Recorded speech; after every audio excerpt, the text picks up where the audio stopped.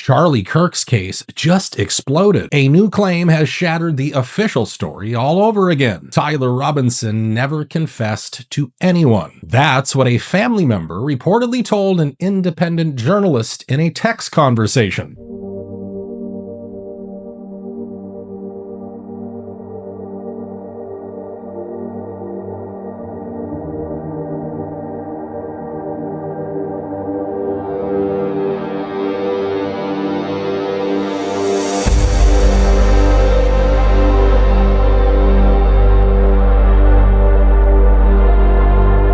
We already know Tyler didn't confess after he was taken into custody. He never admitted anything to the police. He has not confessed to authorities. He is not cooperating.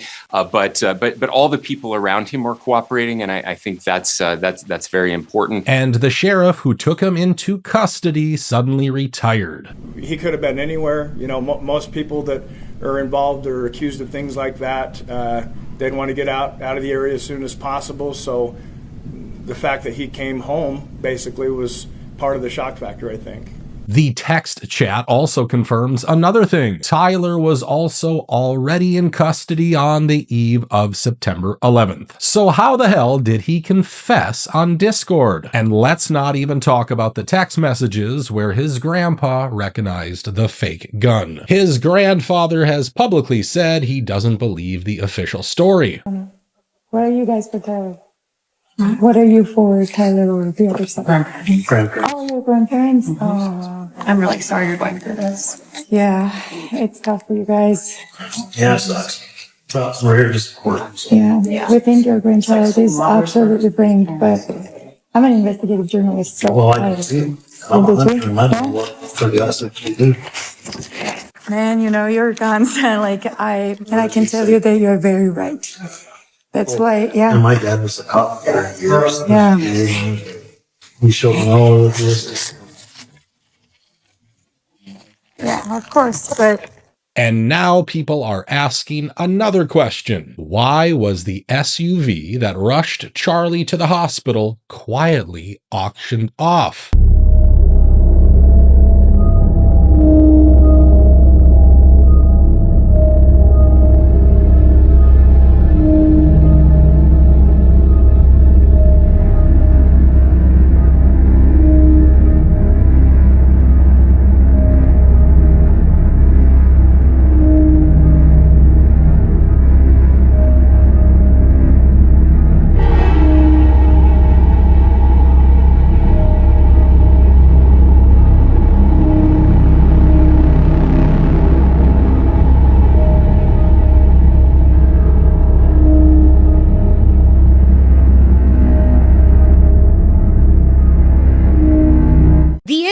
Did its thing and took the license plate from the back of the SUV that transported Charlie Kirk to the hospital and found the VIN number and pulled the Carfax report, which tells us that this vehicle was first purchased in Utah on February 5th, 2025, just a few months before Charlie Kirk was assassinated. And that date, February 5th, just sounded so familiar to me. And then it dawned on me, that is the exact date that the Utah FBI field office appointed their new director. Now tell me, what are the odds of that? Especially since a GMC Yukon Denali is commonly used as an FBI vehicle at the local field offices. But that's nothing new for this case. I mean, why were the charges suddenly dropped against the U.S. Army veteran who showed up at the scene with a fake-looking gun?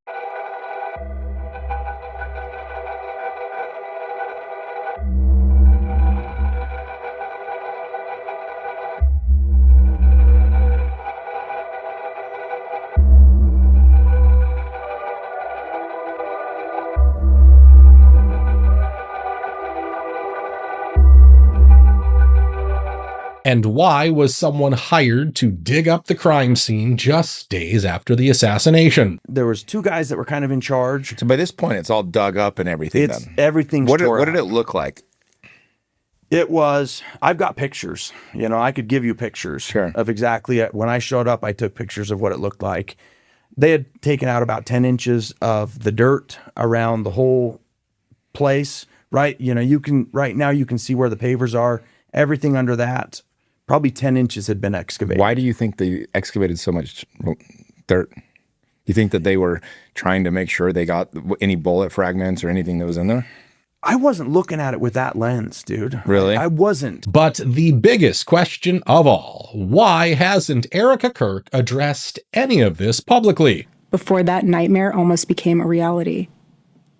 And this culture we're living in absorbs disagreement as a form of personal betrayal. It turns having an opposing viewpoint into a moral crime worthy of punishment. And here's what I've realized through all of this.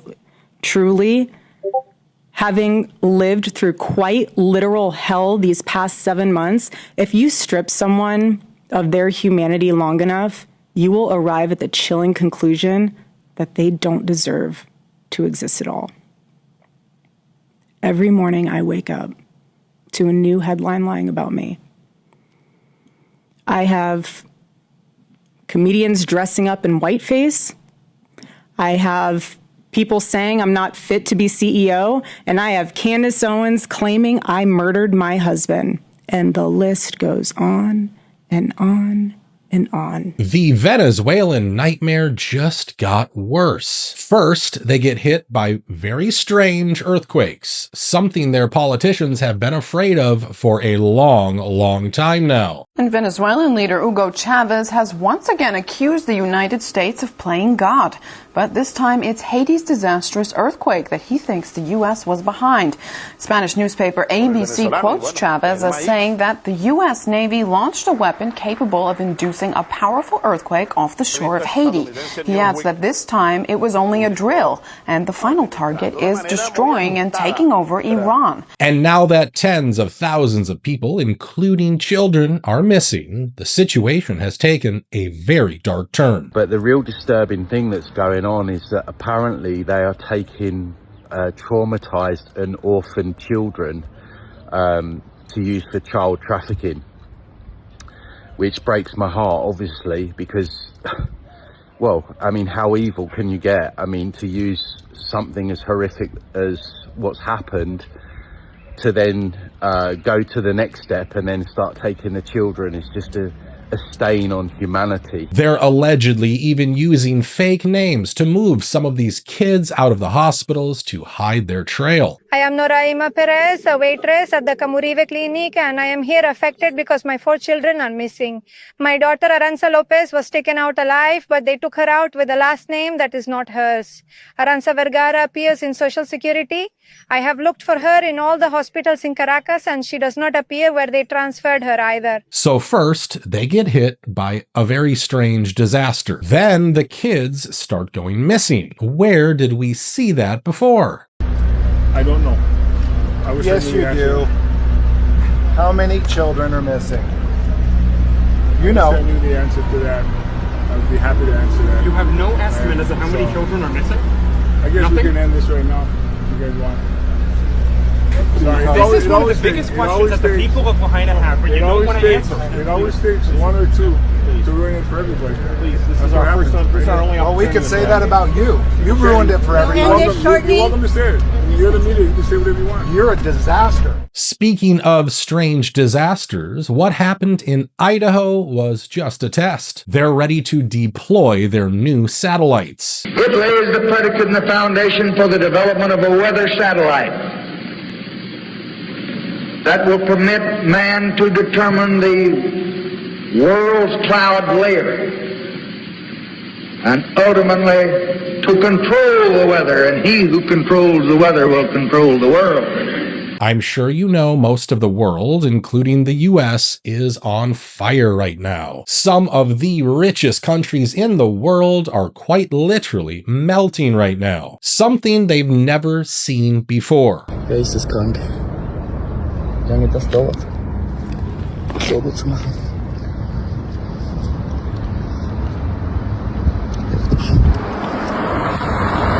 Ci posso credere. Non dovrei uscire perché c'era l'allerta rosso, ma non pensavo fosse così grave. Guarda che roba. Ma si è sciolto pure il coso. Ma...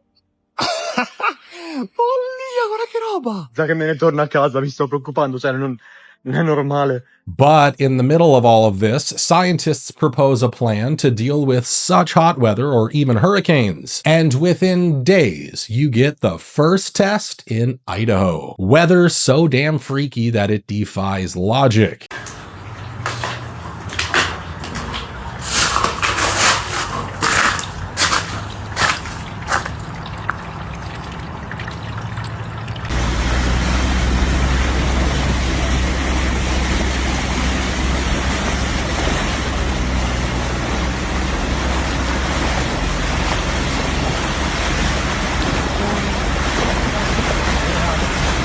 It's over for Flock. People are now tearing these cameras down in large numbers, and they're using all kinds of wild methods. A viral report has emerged online claiming that Flock security cameras are being targeted with laser pointers, raising concerns about damage to surveillance equipment in multiple locations.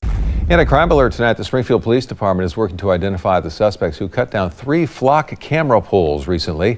Now, those cameras located near 42nd and Jasper were damaged and left on the ground. And it's happening because we now have proof that these cameras have turned into a mass surveillance network. It was a short run for Flock safety cameras in the city of Woodburn. In 2025, a total of 23 cameras were installed across the city to help police track down suspect vehicles. City Council in November suspended the use of the cameras while the police department conducted a full review. That report confirmed what many people were afraid of, that federal agencies had accessed the system, showing nearly 6,100 searches on the city's camera network between January and November 2025. And it's going to get worse when cameras have the tools to record your digital footprint as well. That's unacceptable. If you thought Flock was bad, something even more terrifying is being installed all over America. It's made by a defense contractor called Leonardo, and here's what it does. So the biggest problem with these LPRs, license plate readers like Flock, is that it needs to use a license plate to identify you, at least right now, and they can't tell who else is in your car. So what's their genius fucking solution to this? Well, they've made a device that can be installed next to any existing license plate reader, that once it's installed, that next time they pull your license plate, it will pull all the unique Bluetooth identifiers from all the smart devices in your car. The most recent Supreme Court ruling rejected the idea that law enforcement can obtain location data through a geofence search without Fourth Amendment limits. Critics argue these cameras are creating a similar kind of location tracking by recording where vehicles travel in real time. And that's why cities like Cleveland are suddenly rethinking their contracts with Flock. Local officials are starting to face a simple reality. Either the cameras come down or people will take them down themselves. You drove by just a few days ago, you may have noticed Flock cameras standing here off of Reliance Road, but now they've been cut down completely at their base. Many first noticing the cameras laying on the ground and across the sidewalk just yesterday.